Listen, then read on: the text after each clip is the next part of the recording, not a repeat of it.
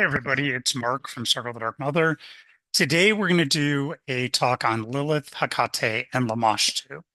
And this was suggested by a friend. If you have any suggestions, please feel free to put them in the comments. I am recording a bunch of videos in advance and using suggestions people are giving me.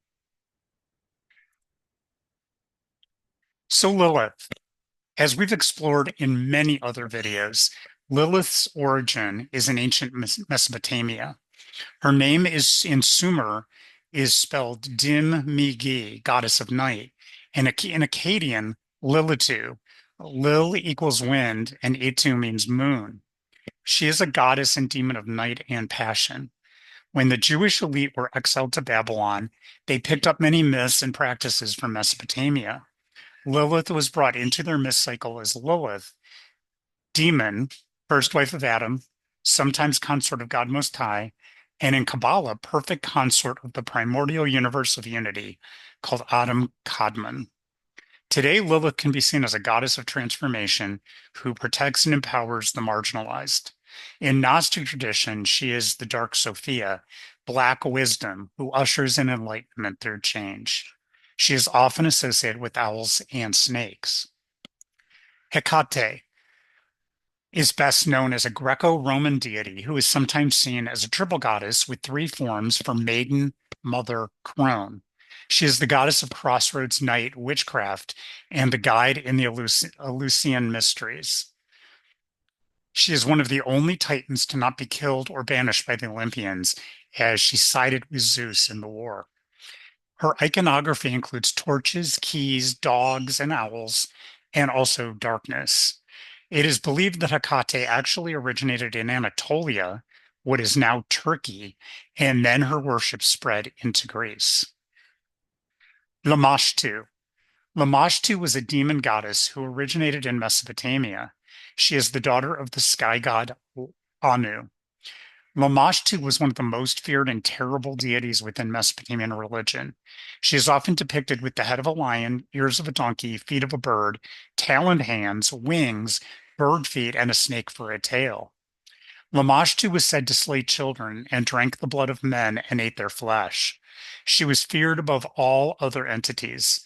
A likeness of the god demon Pazuzu was used to ward off Lamashtu and protect households. It says a lot about her character that people would use the likeness of the god of pestilence as protection.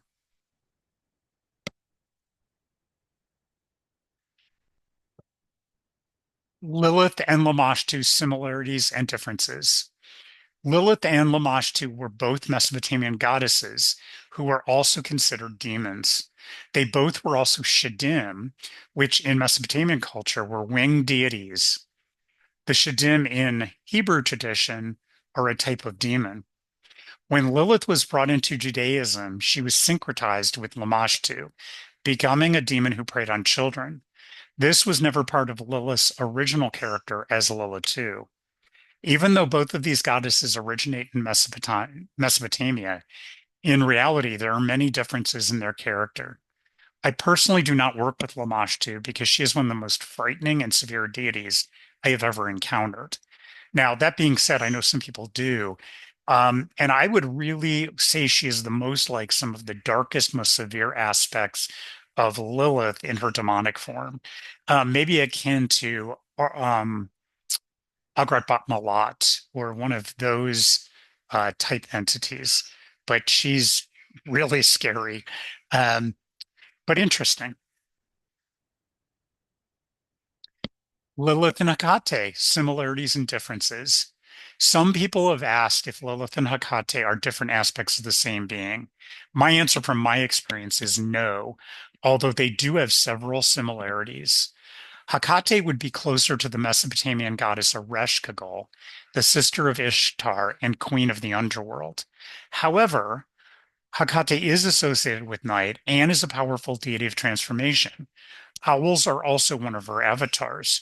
So there is a possibility there was a link between them, with Lilith originating in Mesopotamia and then Hekate originating in Anatolia, which is just north of Mesopotamia. There was lots of trade and interaction. So if there was some relationship between them. It could have happened back in primordial history.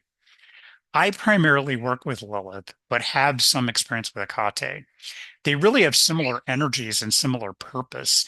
Both are about transformation. But Lilith feels like the crashing waves, where Hekate feels like the vast ocean depths.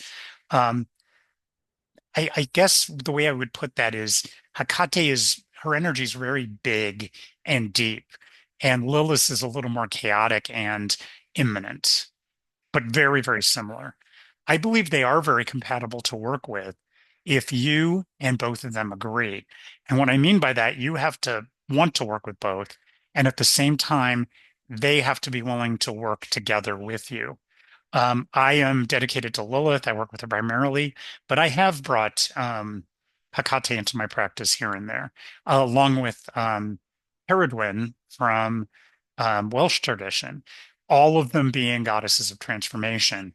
But it's very clear that Lilith is my patroness. So hopefully that was all very helpful and interesting. Let me know what you thought. And if you have any suggestions, leave them in the comments. Thank you.